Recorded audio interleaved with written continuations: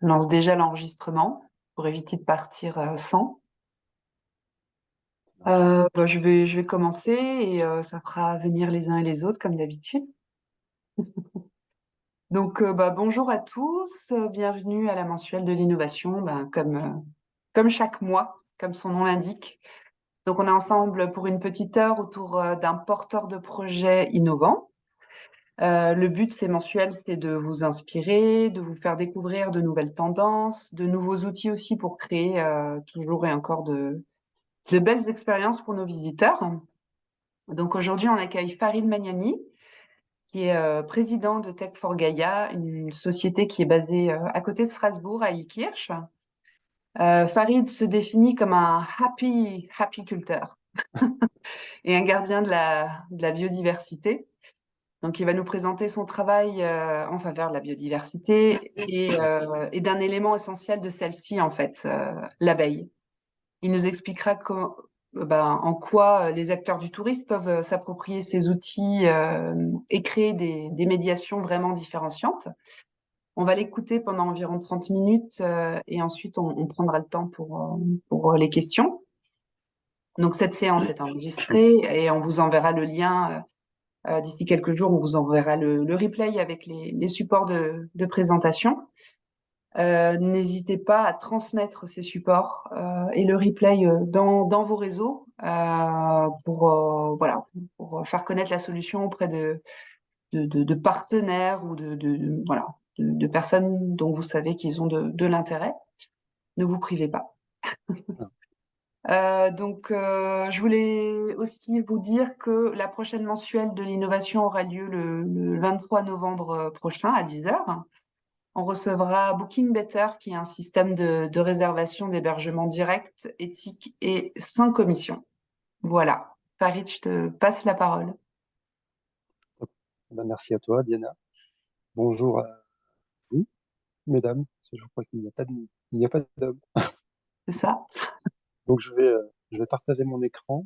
Et dans ce que disait Diana, effectivement, n'hésitez pas à partager, euh, finalement, pas uniquement pour la solution, finalement, mais plutôt dans l'idée que ça va être une façon de faire sa part et de pouvoir sensibiliser et faire découvrir le monde de la biodiversité, en tout cas des pollinisateurs pareils. Alors, je vais le mettre en mode diaporama, ça sera un peu mieux. Est-ce que c'est... Ouais. Non, c'est passé à la fin. Ouais. Je vais remonter. C'est une conférence à l'envers, en fait. Voilà. Je sais pas ce qui s'est passé. Pas grave. Euh, donc effectivement, on va parler de transition écologique, de biodiversité et de tourisme, forcément, puisque vous en êtes des acteurs. Et pour commencer, généralement, je fais toujours un petit focus, une présentation sur finalement ce que c'est que la biodiversité et, euh, et ce qu'on a souvent en tête. Vous avez peut-être déjà rencontré ce schéma-là, ce petit dessin qui est assez intéressant, qui nous présente finalement l'importance de la biodiversité. Euh, que l'on occulte parfois parce qu'on a dans notre quotidien des choses qui font qu'on n'y pense pas du tout. La première chose étant, lorsqu'on a eu le Covid, effectivement, ça a été la vague qui a plus ou moins changé notre quotidien. On s'est dit, mince, c'est la fin du monde que l'on connaît. Euh, donc celle-ci a été assez prégnante pendant pas mal de temps. On a une vague économique qui ensuite nous touche assez souvent, c'est notre quotidien aussi, hein. Euh, c'est l'inflation. On se rend compte que l'essence coûte de plus en plus cher, que le panier de course, pareil, voit ses prix augmenter. On a été ensuite sensibilisé au dérèglement climatique grâce au rapport du GIEC pour lequel il y a eu une communication à travers les médias qui était assez intéressante, même si malheureusement elle était parfois occultée par des informations sportives avec des transferts de plusieurs centaines de millions dans des clubs sportifs. Mais voilà, on a été en tout cas informé de ce rapport et sensibilisé. Et en fait, il y a une vague qui est beaucoup plus importante que l'on occulte aujourd'hui, c'est effectivement l'effondrement de la biodiversité.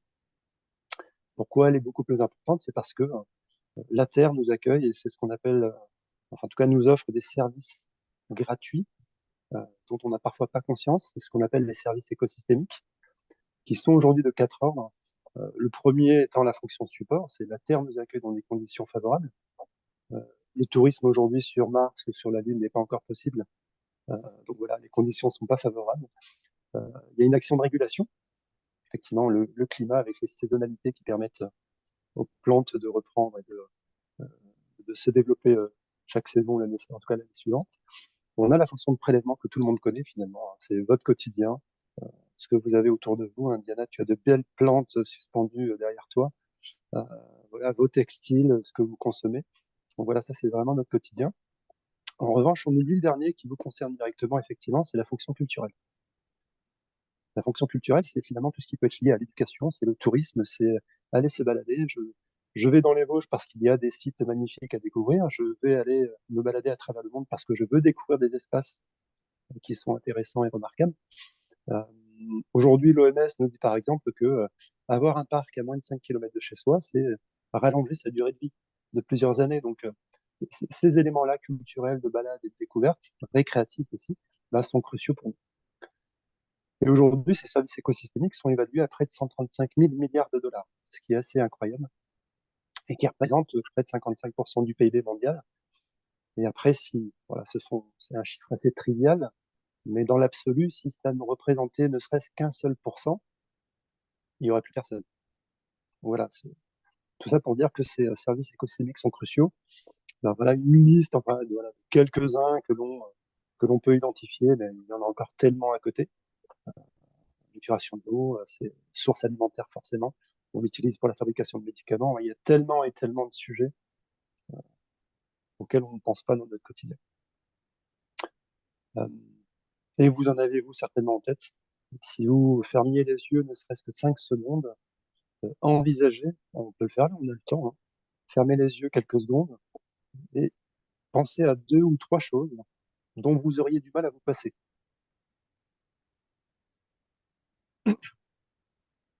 On exclut conjoint et enfant.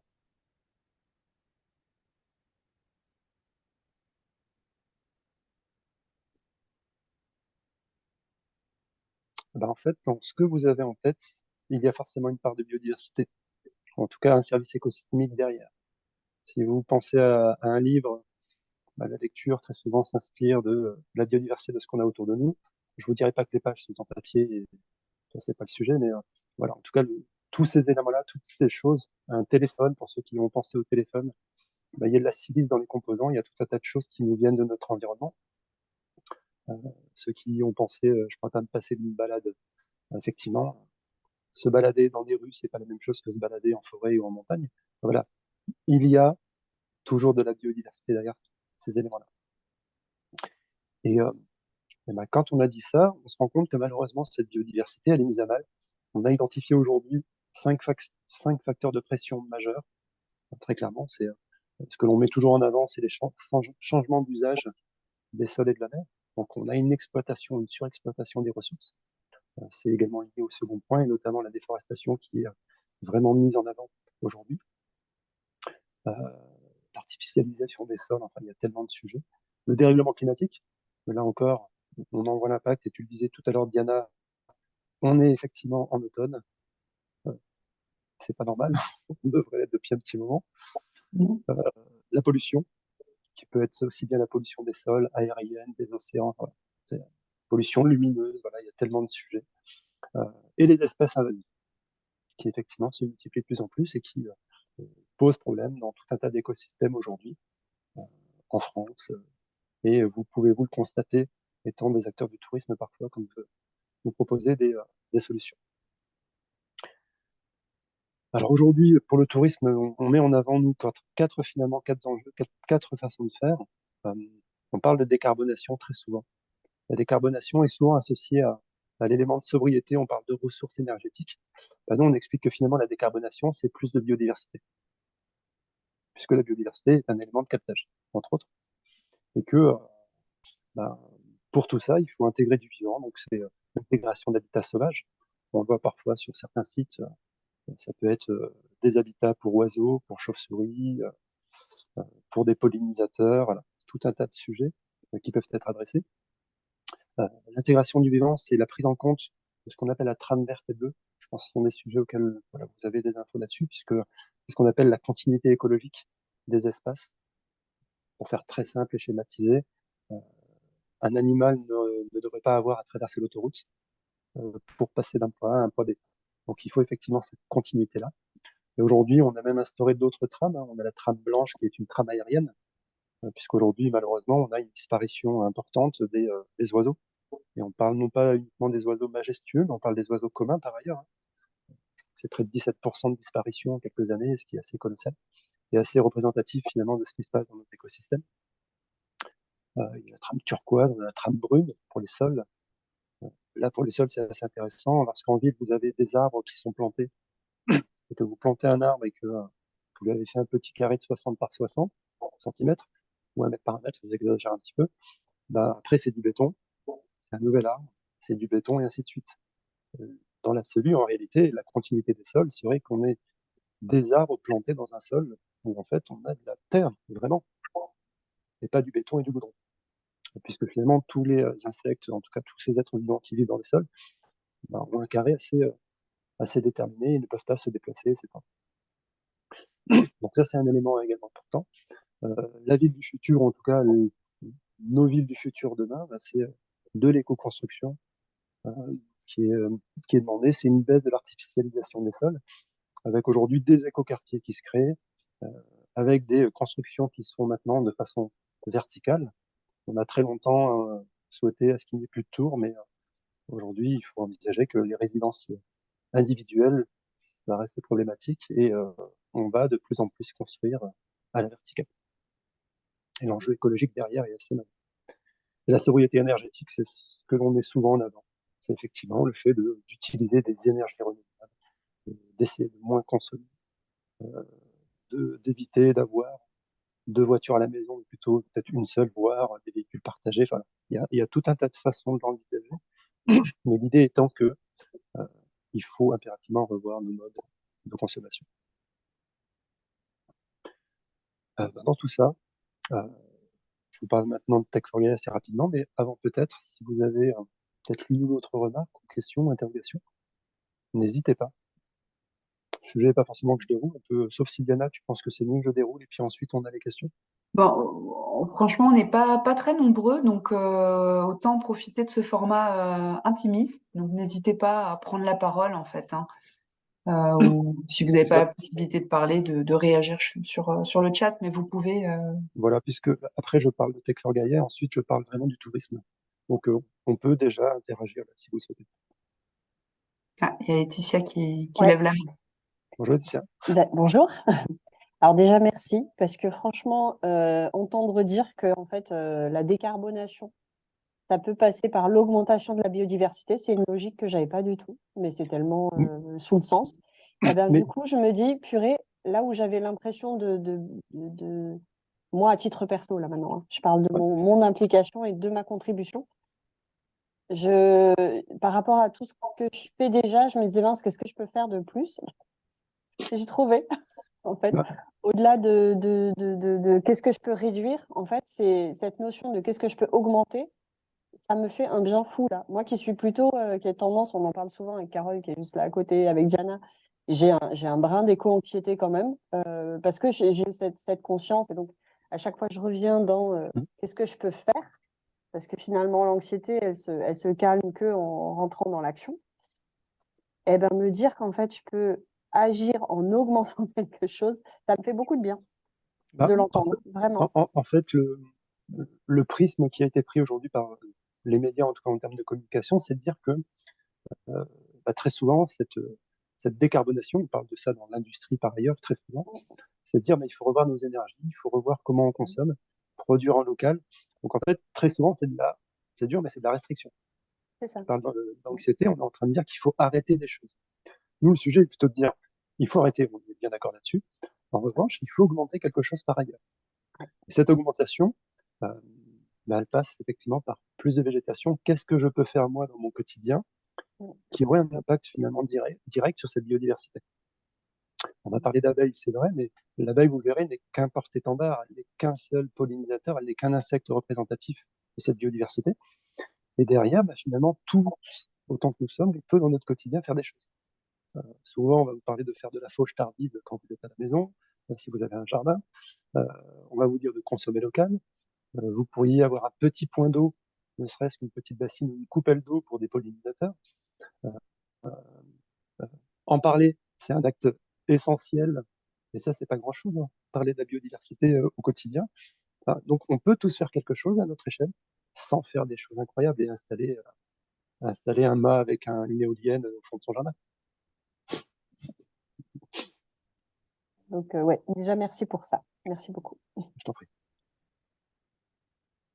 Ok, on Top. continue un petit peu Avance. et vous n'hésitez pas à prendre la parole. Alors, du coup, je vous parle de Tech4Gaia, effectivement, qu'on a fondé fin 2020, euh, qui a à peu près 3 ans, dont le sujet est de s'intéresser effectivement à la biodiversité.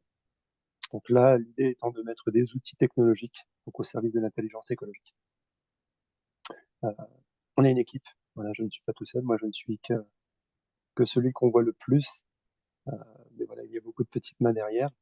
Euh, mais je vous partagerai l'élément sans souci. C'est quoi les Ça, pourcentages que tu as mis à côté des... c'est quelque chose que j'aurais dû retirer. Ok. C'est sur une autre raison, mais c'est pas du tout problématique. Euh, et donc, effectivement, l'abeille est ce qu'on appelle un bioindicateur. C'est-à-dire que, au même titre que des chauves-souris, des hérissons et autres, ben, elles vont capter de l'information autour d'elles. Et si elles vont bien dans un écosystème, c'est que l'environnement est sain. Si elles ne vont pas bien, c'est qu'il se passe quelque chose. Donc elles sont effectivement représentatrices de la vitalité de certains espaces. On se rend compte aujourd'hui qu'elle est soumise, comme tous les autres, à tout un tas de facteurs de pression, ce qu'on présentait finalement tout à l'heure, hein, aussi bien des maladies, des parasites, de mauvaises pratiques sociétales, en ville, auprès des apiculteurs, les entreprises, enfin tout un tas d'acteurs qui ont forcément un impact direct sur elles. La pollution, qui est de différents ordres, des prédateurs, effectivement avec des espèces invasives, euh, et le stress climatique. Stress climatique qui finalement a un impact aussi bien sur la disponibilité de la ressource que leur alimentation, euh, sur une météo qui est problématique, puisque Yana, tu le disais, hein, quand il fait encore chaud à ce moment de l'année, ben, parfois Mhm. c'est pas normal et il faudrait que certains êtres vivants se reposent à certains moments donnés aussi. Et voilà, donc c'est assez embêtant, surtout que les éléments changeants de cette météo ont des impacts colossaux. Je prends un exemple très simple en parlant de l'abeille. Imaginez une colonie dans une ruche en plein hiver, euh, il fait -5. Le lendemain, il fait 25 degrés parce qu'on a un gros coup de chaud. Bah, les abeilles sortent en pensant que c'est bon, il fait beau. Et, euh, et en sortant, finalement, elles sont piégées. Et malheureusement, euh, la colonie peut péricliter totalement. Et c'est comme ça qu'on a aujourd'hui près de 30% de mortalité annuelle parce que ces dérèglements sont vraiment impactants. Euh, Derrière ça, aujourd'hui, nous, ce que l'on fait, c'est qu'on a des sites sur lesquels on va participer, en tout cas s'associer à des apiculteurs, où l'on va monitorer euh, des colonies, donc mettre des capteurs dans les ruches, pour faire très simple. Euh, on va suivre le poids de la colonie, la température, l'humidité, suivre des données qui sont également environnementales, donc voir où se situent ces colonies, puisque ça a forcément un impact sur leur vitalité. Euh, et euh, et l'outil, en fait, est très concret, ben, ce sont des capteurs sous la ruche et dans la ruche. Euh, c'est effectivement installé chez nos clients. Derrière ça, on a une interface associée, donc une application web qui permet de visualiser ces informations, donc ces données qui sont accessibles par forcément le client, par l'apiculteur, mais également accessibles à d'autres partenaires euh, avec lesquels vous souhaitez ou vous avez potentiellement envie de partager l'information. C'est en cela que dans le cadre de ce que je vais développer tout à l'heure, on parlera effectivement de ce qu'on appelle les parties prenantes. Quand on parle de RSE, bah, les parties prenantes, c'est effectivement avec qui j'interagis. Euh, Et l'intérêt de la solution, il est multiple parce que nous souhaitions avoir une seule solution au service de tout un tas d'acteurs. Euh, J'avais intercalé cette diapo. En fait, cette diapo présente différentes slides qui sont accessibles dans la web app lorsque vous partagez les informations à vos parties prenantes. Vous allez avoir une slide qui présente la météo de vos abeilles, comment elles vont. Ensuite, 4 à 5 autres slides qui présentent finalement bah, l'acteur qui s'est engagé. Donc la RSE, c'est aussi de la communication, pour être très clair. Là, en l'occurrence, c'était l'interface de Palmer, vous connaissez peut-être, un acteur du champagne du côté de Reims. Ensuite, c'est dire pourquoi le programme, pourquoi on s'est engagé dans ce projet, et puis finalement, qu'est-ce que la biodiversité. Donc voilà un élément de communication assez intéressant qui permet d'aller plus loin que la simple newsletter une fois tous les mois ou tous les 3 mois pour dire bah tiens regardez ce que l'on a fait, puisque là finalement c'est une newsletter au quotidien. Vous pouvez partager ce lien et tout le monde y a accès tous les jours, et notamment les données qui évoluent au fil de la saison, et plutôt intéressant. Donc je le disais avant, effectivement une solution pour tout un tas d'acteurs puisque l'on met l'apiculture, l'abeille au centre. Les acteurs agricoles et viticoles sont intéressés dans le cadre de leur transition agricole notamment, et dans le cadre de labellisation, puisqu'ils sont tenus de montrer patte blanche, de montrer en quoi ils ont une action en faveur de la biodiversité. Les acteurs de la recherche sont destinataires de données, puisque c'est la possibilité de capter une donnée sur la biodiversité.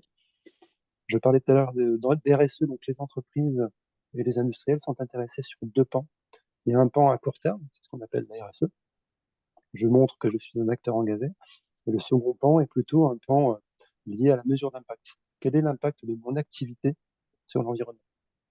L'idée étant pour nous de scorer finalement cet impact-là grâce à des outils. Et la collectivité forcément est un acteur majeur puisque ce sont eux qui impulsent les politiques sur le territoire et qui ont le besoin par ailleurs de collecter cette information et surtout de pouvoir ensuite, dans le cadre de l'aménagement du territoire, dire ok, on a constaté grâce aux données que les pollinisateurs n'ont pas de ressources sur le mois de mai, rien à butiner, on va pouvoir dire, regardez, si vous décidez de planter quelque chose, envisagez de planter telle plante, tel arbre. Les arbres sont très intéressants, un peu comme un immeuble, un arbre finalement. C'est-à-dire que dans un arbre, on va avoir une quantité importante de fleurs, alors que si on les pose au sol, c'est une surface qui est beaucoup plus importante à prendre. Et donc effectivement, avoir quelque chose qui va fleurir sur la période de carence. C'est ce qu'on appelle l'étalement floral. Et ça, c'est vraiment très important. Et je crois qu'on a un acteur, peut-être un jardinier paysagiste qui est présent. Je ne sais pas si elle est présente. Il n'est pas là, non. C'est pas grave. Mais le sujet, par exemple, est intéressant parce que aujourd'hui, dans le cadre de discussions avec des collectivités, on se rend compte que les collectivités sont parfois en manque d'informations. Je prends l'exemple du lierre qui parfois est arraché parce que ça pousse un peu partout et puis on a l'impression que c'est pas fleuri, donc c'est pas très beau. Sauf que le lierre est la dernière ressource avant l'hiver. Parce qu'effectivement, il y a des fleurs à polliniser, des petites. Et si vous regardez un arbre avec tout un tas de lierre autour, sur la période septembre-octobre, vous avez des guêpes, des abeilles de partout, parce qu'elles viennent récupérer encore de la ressource. Et par ailleurs, les villes, malheureusement, ou heureusement, sont en compétition, vous savez, sur les villes fleuries, là, les 3 petites fleurs, les 4 petites fleurs en entrée de ville. Malheureusement, vous avez des villes qui, aujourd'hui, commandent encore des plantes exotiques qui ne sont ni mellifères, ni nectarifères, ni mellifères, donc nectarifères ou pollinifères, mais surtout elles sont mortifères parce que vous avez des pollinisateurs. Le sujet dans mon propos, je parle de l'abeille parce que c'est un acteur que l'on monitore, mais ce qui fera du bien à l'abeille domestique fera du bien également aux autres pollinisateurs. Donc on a ce prisme-là. On agit sur elles pour pouvoir agir sur les autres. Et ces plantes sont mortifères parce que certains pollinisateurs restent coincés. Elles coûtent beaucoup plus cher à l'achat. Elles coûtent bien plus cher à l'entretien.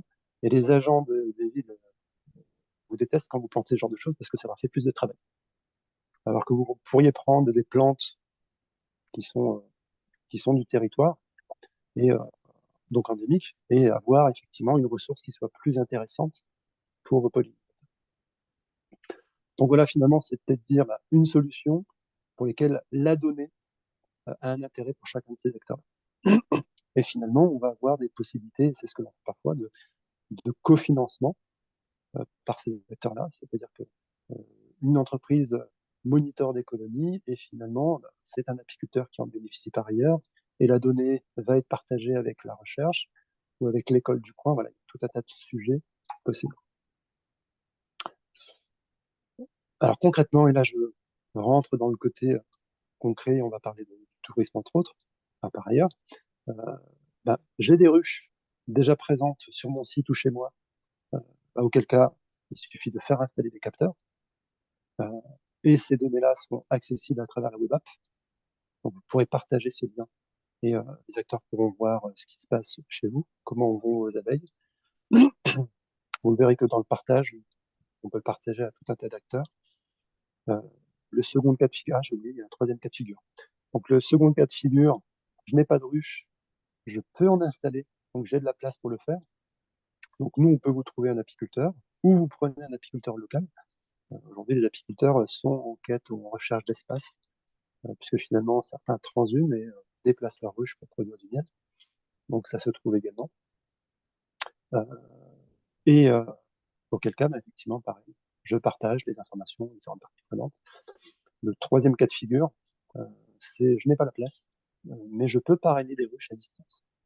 C'est-à-dire que j'ai des ruches qui sont sur un site à proximité, donc qui ne seront pas sur mon site à moi, et j'accède à la donnée parce qu'ils sont monitorés. J'ai la possibilité d'y aller parce que l'apiculteur nous y accueille et peut nous présenter le monde des abeilles, en tout cas faire de la sensibilisation. Donc je peux y emmener mes équipes ou des clients. C'est effectivement une troisième voie possible. Quand je repartagerai Diana le document, je rajouterai la troisième que j'ai oubliée. Je ferai la modification. Et l'intérêt est finalement double, même si on l'a bien compris dans ce que je disais, il y a un intérêt écologique, mais on doit y voir pour les acteurs du tourisme un intérêt économique, très clairement. L'intérêt écologique, il est simple, hein, c'est contribuer, faire sa part. On dit très souvent à monitorer la biodiversité, en tout cas à la préserver. C'est faire partie d'un collectif engagé, puisqu'aujourd'hui, finalement, tous ces acteurs-là, on parle nous plus souvent de partenaires que de clients, puisque vos données permettent de mailler un territoire et d'avoir une compréhension plus fine de ce qui se passe. C'est un média de sensibilisation assez fantastique. Quand je dis média de sensibilisation, c'est d'une part l'abeille, qui est extrêmement fédératrice, ça c'est une chose, mais l'outil technologique permet effectivement de partager cette information et de rendre plus sensibles les choses.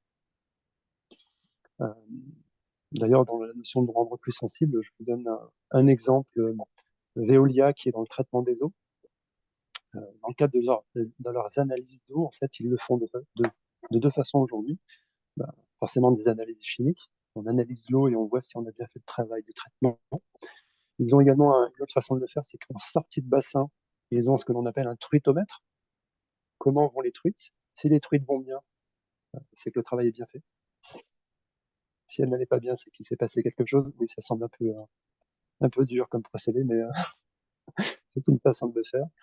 Et la troisième aujourd'hui, Veolia installe aussi maintenant des colonies donc, sur leur site, parce que c'est une autre façon de montrer que le travail est bien fait, puisque les abeilles, les pollinisateurs dans l'absolu, vont et consommer les plantes à proximité, donc polliniser, mais également consommer de l'eau. Vous voyez que c'est une autre façon de montrer que le travail est bien fait. Nos abeilles vont bien, regardez, notre travail est bien fait.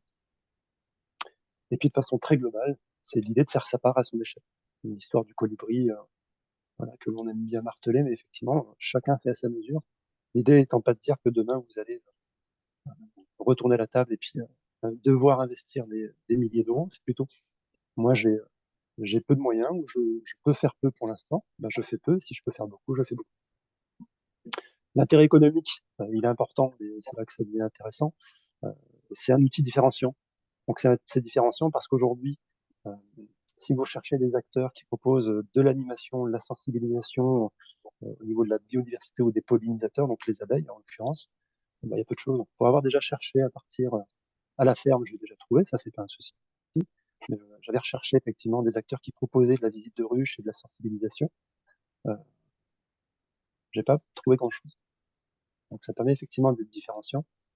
C'est une nouvelle offre de service, pour faire très simple, qui est en lien avec la différenciation, c'est-à-dire que tout le monde propose finalement un peu la même chose. Et là, c'est la possibilité de proposer un nouveau service sans que ce soit quelque chose de coûteux. Je parlerai de ce point-là juste après, effectivement. Il y a une symbolique très forte et engageante. Donc effectivement, parce que vous dites qu'on propose de découvrir le monde des abeilles, ou en tout cas de découvrir ce milieu-là, je vous assure que c'est quelque chose d'hyper engageant et ça donne envie de tester en tout cas et d'essayer. C'est un outil de communication intéressant.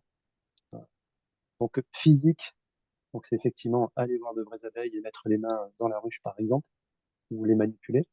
Et digital parce que l'outil permet effectivement de communiquer là-dessus et c'est assez fantastique. Alors, il y a toujours la cerise sur le gâteau, c'est des petits pots de miel, puisque généralement, en fin de saison, vous avez des pots de miel qui sont estampillés à votre nom. Donc, c'est toujours un plaisir de le partager auprès de soit ses collaborateurs, ses clients, ses partenaires. Donc, ça, c'est plutôt sympathique.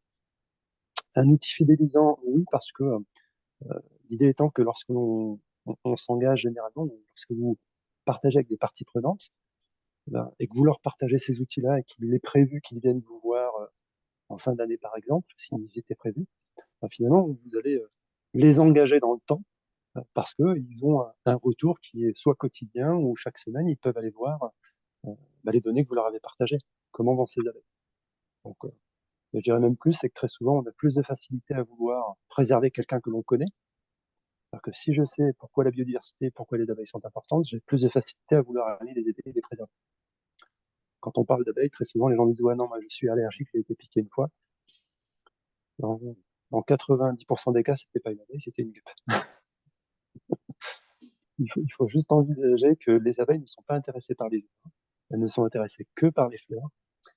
Et quand ça arrive, c'est que parfois on leur a marché dessus, ça peut arriver, hein, ou elles se sont prises dans nos cheveux. Je n'ai pas ce problème moi aujourd'hui. Et, euh, et c'est en voulant les retirer finalement que vous faites piquer. Et on a eu le cas dans des écoles, enfin des écoles plutôt, en près de 10 ans avec un camarade qui fait de la sensibilisation en école et il a des ruches dans des écoles sur le Grand Métropole de Strasbourg. En 10 ans, il a eu un seul incident, effectivement, une abeille qui s'était prise dans les cheveux d'une fille. Et je disais pas coûteux ou peu coûteux. Pas coûteux parce que finalement, quand vous avez un apiculteur dans le coin et qui vous dit, bah, tiens, moi je veux bien installer des ruches, parce qu'ils recherchent des espaces, donc déjà ça ne coûte rien.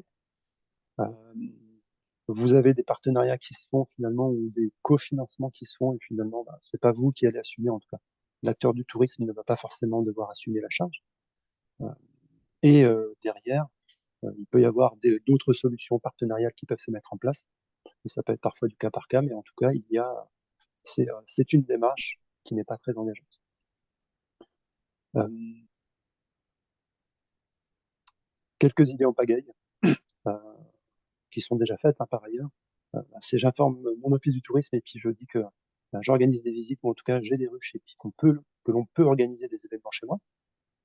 Ça c'est assez sympa. Les écoles du coin sont très intéressantes et parce que des projets pédagogiques permettent d'engager soit une classe, voire toute une école. Et là, il y a mon côté enseignant et le côté commercial, puisque finalement j'ai fait les deux. Hein. Parce que j'ai été enseignant, c'est vrai que j'ai pas pris le temps de me présenter, mais voilà, j'ai été enseignant quelques années. J'ai tendance à dire que si vous avez des enfants, vous avez des parents. Là, c'est le côté économique. Alors que si les enfants ont découvert votre site et disent, bah, tiens, ils font des trucs super sympas, voilà, les abeilles, j'aimerais y aller.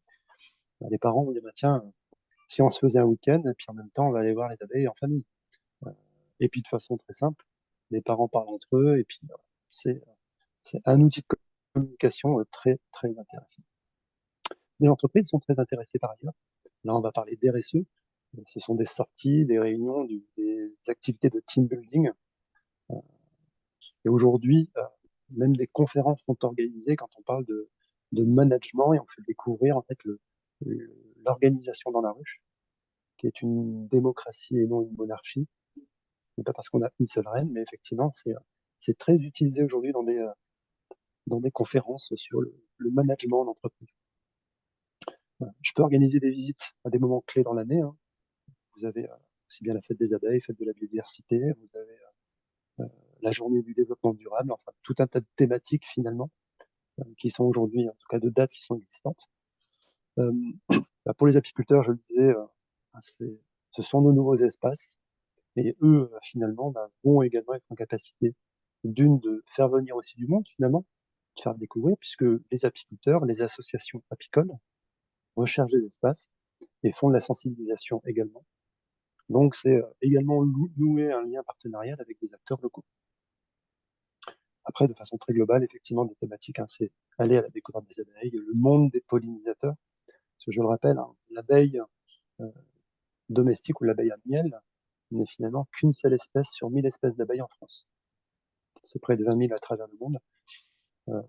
Et nous, on ne fait finalement que monitorer un de ces un de ces êtres-là qui permet d'avoir un regard sur comment vont les autres.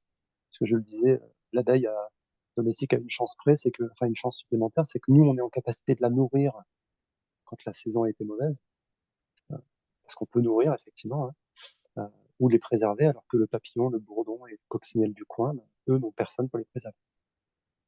Donc l'idée est vraiment là aussi. Donc c'est le monde des abeilles, mais en réalité le monde des pollinisateurs et tous les pollinisateurs.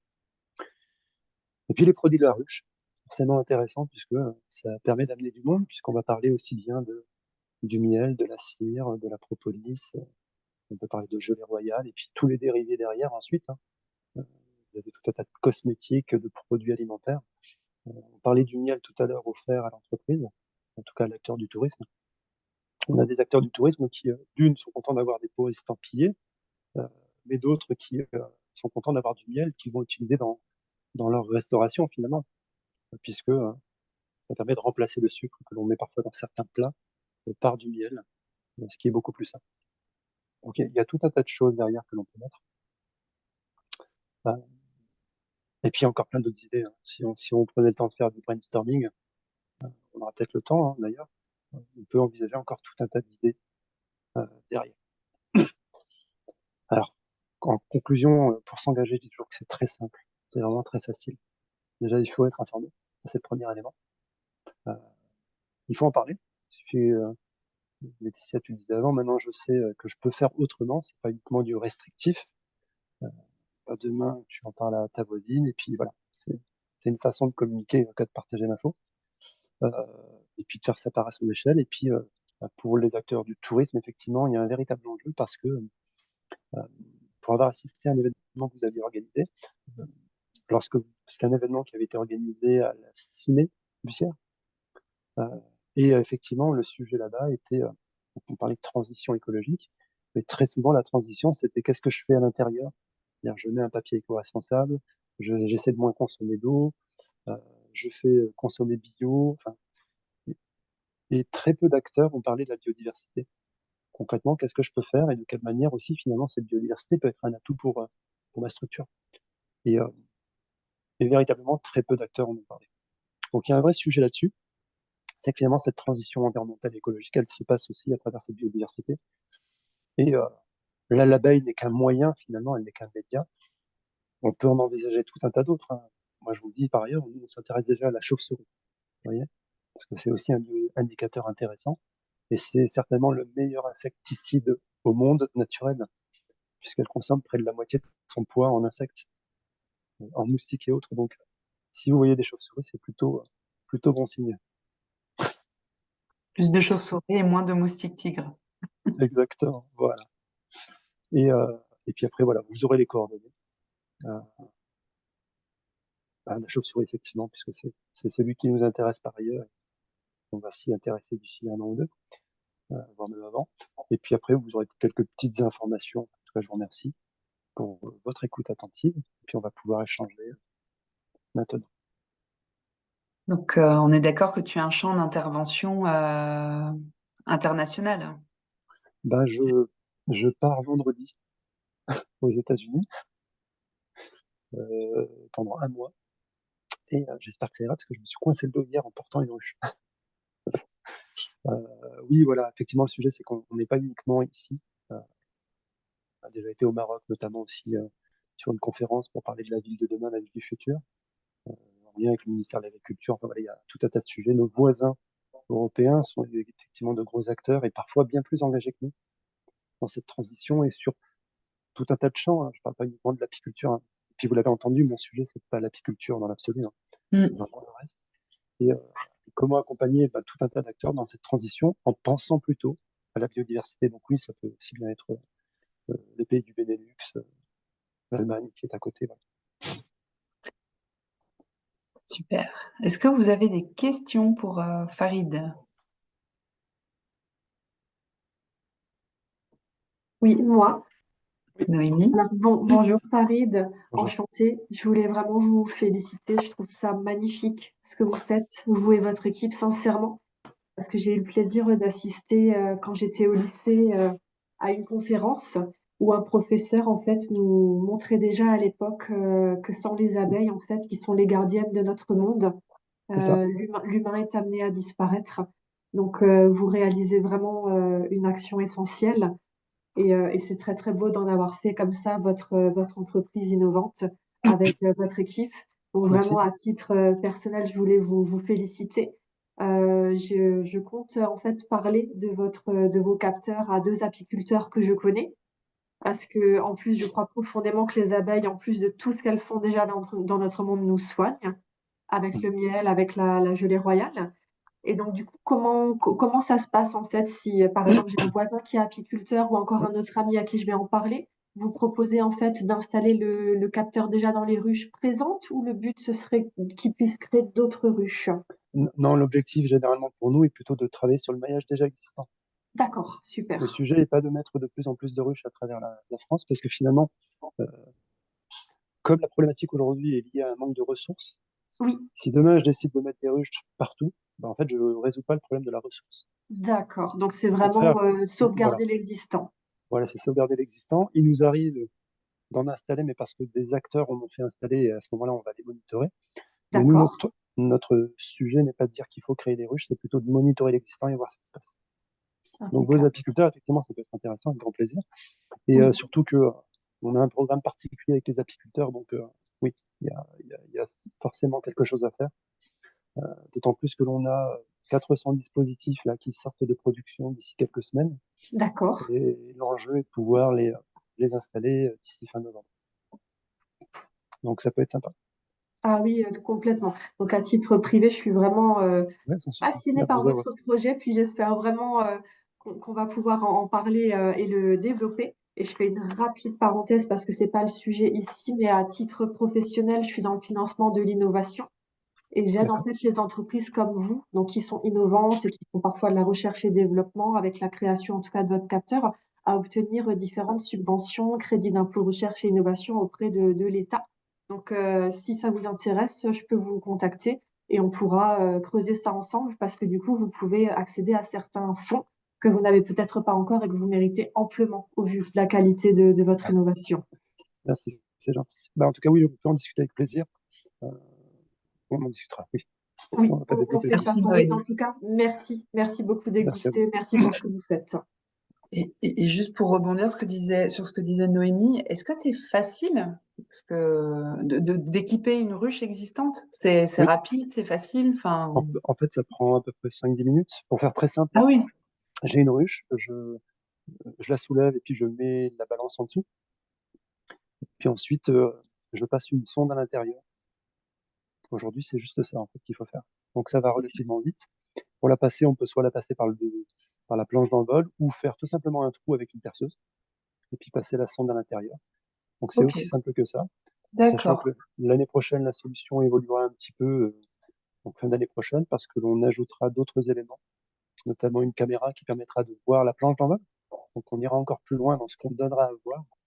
Donc on verra effectivement la planche d'envol et les comportements des abeilles. Et puis il y aura également le son, puisqu'on pourra effectivement entendre également ce qui se passe. Et, puisque le son est représentatif de leur activité. Est-ce qu'elles sont embêtées par un prédateur? Est-ce qu'il y a un essaimage? Est-ce qu'il y a un orphelinage? Donc la reine n'est plus là. Enfin, il y a tout un tas d'éléments qui nous permettent, nous, d'aller plus loin dans notre démarche, et notre compréhension de ce qui se passe. Et, euh, et voilà, oui, non, c'est très facile. Ok. Et tu peux juste nous dire aussi, quand on a une ruche, donc on va souhaiter à Noémie de le faire dans son voisinage, une fois que la ruche est installée, monitorée, quelles données elle va récolter? Est-ce que c'est juste un voyant vert, ça va bien, moyen, aujourd'hui moyen? Que- Non, Comment en ça fait, s'affiche? vous allez avoir, bah, je vais prendre le temps. Euh, bon, ça c'est la web app, mais attendez, comme ça que il se met à jour tout seul et là je peux pas faire grand chose. Il défile tout seul, donc il faut que j'attende qu'il décide de défiler. Ah si, ouais, je peux le faire. En fait, on a une courbe, et puis je vais vous la présenter encore sous une autre forme, qui permet de suivre finalement le poids de la ruche, la température, l'humidité, ce qui s'y passe. Attendez, je vais vous le montrer encore sous une autre forme. Ah, mince. j'ai le petit, j'ai l'affichage en haut qui m'empêche de cliquer sur. Voilà, je vous en montre un. Donc on pèse la ruche, on mesure En fait, l'humidité on à pèse la ruche, l'intérieur. on pèse la ruche, on mesure l'humidité.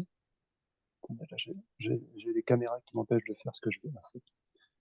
Il y a Baucher, il y en a un qui est sympa, Palmer. Il est assez représentatif de ce qui se passe. Je vais le retrouver. Palmer. On va y arriver. Et il y a aussi forcément le nom des ruches, le Noémie avec un H qui m'intrigue. Pourquoi leur Oui, avoir donné ce prénom? en fait, le nom de la solution, c'est Noémie. Ouais, en réalité, il y a plusieurs raisons. La première étant que c'est un anagramme aussi, hein. Donc en anglais, network, donc réseau, observatory, Super. environment, hive pour la ruche, monitoring, intelligence. Après, il y a d'autres symboliques, voilà, qui sont plus personnels. C'est très chouette et du coup ça m'a beaucoup plu. Je me suis dit ça fait un lien de plus. Voilà. Et donc voilà, là par exemple, ici on a un site en Champagne, chez Palmer, euh, et on voit effectivement l'évolution du poids de la ruche. Donc ce qui est assez rigolo, c'est qu'on voit finalement ce qui se passe au quotidien. Là, le poids chute tôt le matin parce que les abeilles sortent. Elles sortent butiner, elles vont sortir une partie de la journée, et puis elles reviennent au fur et à mesure jusqu'à retrouver un poids normal. Et puis, selon la saison, le poids ne fait qu'augmenter, donc elles collectent du pollen et du nectar. Donc ça peut être entre 500 et 1 kg par jour. Et puis à l'inverse, le poids peut chuter, on constate qu'elle consomme la ressource intérieure, auquel cas l'apiculteur doit venir intervenir. Sur la température, l'humidité, donc pas mal de choses Ok. qui permettent d'avoir une vue directe sur ce qui se passe dans la ruche. Mais du coup, les données sont mises en commun. Non, Et c'est-à-dire que chaque acteur a ses données, ok, donc personne ne voit l'interface de l'autre, euh, puisque vous êtes propriétaire de vos données. En revanche, c'est pour vous voir, en revanche, ah oui, parce que j'avais parlé des partages. ça peut être hyper intéressant d'avoir une ruche quelque part ou trois ruches quelque part et de voir si d'autres autour ont des ruches aussi et comment elles se comportent. Ça, c'est nous, Si c'est ça, c'est le ouais, travail que l'on fait nous, euh, pas forcément en lien avec, bah, si toi tu as des ruches demain, on va pas forcément te partager la donnée en tant que telle. Par contre, elle est utilisée soit pour des chercheurs, soit pour la collectivité. ok. Euh, En revanche, et c'est là où est notre modèle économique, si toi demain tu voulais savoir concrètement ce qui se passe chez les voisins, euh, sans être très nominatif non plus, comme la RGPD derrière, ben, on monétise finalement le regard que tu pourrais avoir là-dessus. Tu vois, Paris qui souhaiterait savoir qu'est-ce qui se passe à Strasbourg, pas de souci, on vous donne une vue sur globalement quel est l'état de santé de la biodiversité et qu'est-ce qui fait leur vitalité ou non. C'est hyper intéressant parce qu'on a des secteurs qui font de gros efforts pour Bien sûr. réduire leur impact. Et en fait, là, tu peux leur fournir un outil de mesure pour Ouais. mesurer en quoi l'action sur le secteur agricole, sur l'air, sur l'eau, il y a une progression. Parce que c'est difficile de mesurer et c'est hyper essentiel de le faire parce que sinon on ne sait pas ce qui fonctionne et ce qui fonctionne pas. Bah, Donc, l'enjeu, bah, là où je te rejoins, c'est que l'enjeu était pour nous de dire qu'on va pouvoir mesurer de façon objective et surtout de façon dynamique et dans le temps. C'est-à-dire que tu peux mener une étude environnementale, donc tu dépêches un écologue ou des spécialistes qui vont te dire, OK, pendant un an, 2 ans, j'étudie, ensuite je vous donne un rapport et ça s'arrête là, entre guillemets. Euh, Nous, l'idée était de dire, on monitor dans le temps, on est en capacité à un moment donné, donc d'ici 1 an et demi, 2 ans, de dire, bah, voilà ce qui se passe, qu'est-ce que l'on peut faire, donc les préconisations. Et là, c'est de l'IA qui le permet parce qu'il y a tellement et tellement de données, mm. euh, qui va pouvoir identifier des patterns et dire, bah, voilà ce qui se passe, on constate une problématique en juin, à tel endroit. Les colonies ne vont pas bien, il faut les nourrir, c'est indépendant de la météo, c'est indépendant de la pollution parce qu'on a fait des études éventuellement sur la qualité du pollen ou du miel, enfin, on a fait ces éléments-là, et on constate que c'est vraiment un problème de ressources. Ok, bah demain, qu'est-ce qu'on décide de planter? On plante, et puis on peut continuer à monitorer, à suivre et voir ce qui se passe dans le temps. Et c'est ça qui est plutôt intéressant, c'est de le faire de façon continue. Hyper intéressant. Est-ce que tu pourras nous partager le maillage Comment le territoire actuellement est maillé Je peux le faire, je peux le faire en termes de ville, effectivement. Là, aujourd'hui, pour faire simple, on en a à Mulhouse, à Strasbourg, à Illkirch, euh, on est à Metz, on est à Paris, on est dans les Ardennes. Mais là, le maillage sera plus intéressant, là, clairement, d'ici à fin novembre, puisque là, ça sera près de 400 à 450 dispositifs qui seront déployés. Et on sera à 90% sur le Grand Est, pour ces 400 premiers. dans Puisque des là, zones très variées, du coup, dans dans des des zones secteurs variées, agricoles. Ouais, voilà. Ça, c'est- exactement. En Champagne, on va en avoir à peu près une douzaine ou une quinzaine de sites. Donc ça va faire 45 dispositifs, puisque c'est 3 par site. Dans les Ardennes, on aura entre 5 et 10 dispositifs. Du côté de Strasbourg et leur métropole, on devrait avoir une quinzaine ou une vingtaine de sites. Donc ça fait près de 45 à 60 dispositifs. Donc voilà. Et on va mailler comme ça de façon assez régulière. L'idée étant d'avoir plusieurs sites dans une même localité et pas de se dire qu'on a 3 dispositifs seulement à Mulhouse, tout seul. Ça serait dommage. Donc il faut plusieurs sites pour que ça devienne intéressant et pouvoir comparer comme tu as dit. Ok. Parce que ce qu'il faut entendre, c'est que l'abeille a un champ d'action donc d'un rayon de 2 à 3 km. Oui. Donc ça permet de dire que sur un rayon de 2 à 3 km, on va avoir une information et un suivi continu. Ok. Super. Est-ce que Stéphanie, je crois. Ouais, Stéphanie, t'avais... Non? Oui. Euh, Bonjour, enfin eux. Bonjour. Merci beaucoup pour votre présentation. Euh, J'avais enfin une question, une suggestion. J'imagine qu'il y a des investissements enfin, liés à l'achat du capteur et ensuite il y a un abonnement peut-être. C'est comme ça que ça fonctionne, grosso Oui, modo. en fait, c'est pas forcément l'achat du capteur, c'est la mise à disposition, c'est-à-dire qu'on loue le dispositif général. D'accord, c'est une location. En fait, il y a de l'achat qui peut être fait, mais ce sont plutôt des collectivités qui le font ou des chercheurs, Oui. parce que eux le font passer sur un budget d'investissement et non de fonctionnement. Bon, en fait, comme moi je représente en fait une collectivité, c'est pour ça, voilà, vous avez Ah oui, compris. voilà. Je parlais On, d'investissement en fait, ouais, on est d'accord. par exemple, hein, et puis ensuite j'imagine d'abonnement Bah, lié au fonctionnement pour avoir les deux. voilà, c'est ça. Ok. Donc, au niveau de la collectivité européenne d'Alsace, on a des ruches qui sont installées notamment à Colmar, sur le bâtiment, en fait, sur le siège hein, de l'hôtel d'Alsace. Et du coup, voilà, moi, je vous invite peut-être à je sais pas, adresser peut-être un courrier au président Bierry pour l'informer de votre projet. Euh, Moi, en parallèle, en interne, je vais devoir transmettre les équipes au niveau de l'environnement. Ça coupe un peu, Stéphanie. Je sais pas si vous l'entendez aussi. C'est Oui, un peu assuré. ça coupe un peu, mais, Oui, je suis désolée. mais on a compris l'essentiel. Vous avez compris?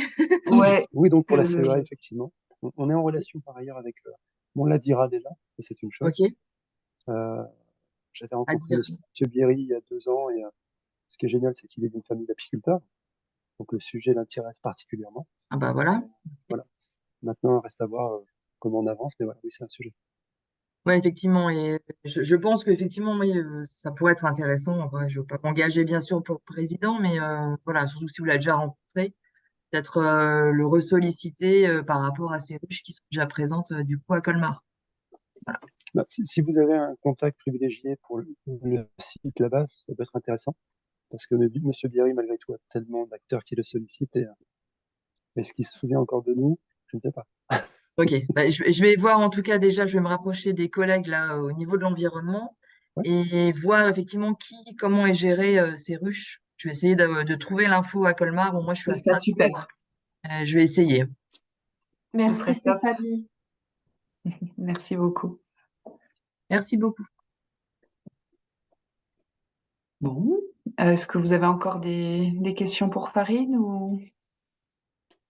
Juste pour Stéphanie qui est intervenue, juste pour précision, j'ai participé à une visio avec tout un tas de membres de la CEA qui avait été organisée par Lionel Beauty. Oui. Donc voilà, Ok, bah, je vais me rapprocher aussi de Lionel. Alors, je vais voir avec lui s'il a déjà effectivement actionné son réseau en interne et D'accord. je vais prendre contact avec lui. Bah, ce jour-là, je pensais qu'on serait 2 ou 3 ce jour-là, lors de la visio, et il y avait au moins 30 ou 40 personnes. D'accord. Je vais voir dans quel cadre c'était. Ça marche. C'est chouette pour la visibilité, ça, Farid. Non, non, c'est très, très 30, Ah bien, oui. 40. mais c'était pas prévu. Ah oui, c'est une Mais, autre préparation. mais je vous avouerai que non, enfin, pour moi, ça change pas grand-chose. À la mesure où le sujet est bien connu, et puis de toute façon, on se rend compte que, quel que soit l'acteur et la thématique, il y a finalement une base qui est toujours la même, c'est de dire que il y a des éléments d'acculturation. Ce que je disais tout à l'heure, si vous les connaissez, vous savez pourquoi ils sont cruciaux, bah, donc ça ne change pas et c'est important de le faire. Après, sur la thématique de quelle est votre sensibilité, quelle est votre activité, on se rend compte qu'il y a énormément de choses qui sont liées, quelle que soit l'industrie du tourisme ou, donc si on parle d'ICC, l'industrie culturelle ou créative, ou l'industrie plus simple. En fait, on parle de décarbonation toujours, on parle de biodiversité, on parle d'éco-conception ou d'éco-construction. Donc tout est très transversal, euh, mais je le rappelle toujours, on ne parle pas de biodiversité. Mhm, tout à fait. Nous, ce qu'il faudrait qu'on essaye au niveau des acteurs du tourisme, c'est identifier ceux qui ont des ruches, mais j'ai regardé dans notre base, on ne détecte pas ceux qui en ont. Mais En fait, les offices ceux de qui ont des tourisme, espaces, ouais, mais ceux qui ouais, ont des espaces par ailleurs, ça peut être sympa. Euh, mais ou, les offices connaissent très certainement les prestataires ouais, qui ont déjà des ruches pour faire connaître ce que tu fais. En tout cas, moi, je ne saurais que vous recommander de travailler avec Farid, au-delà de sa passion qui est hyper contagieuse. Vraiment, c'est la personne la plus gentille que je connaisse.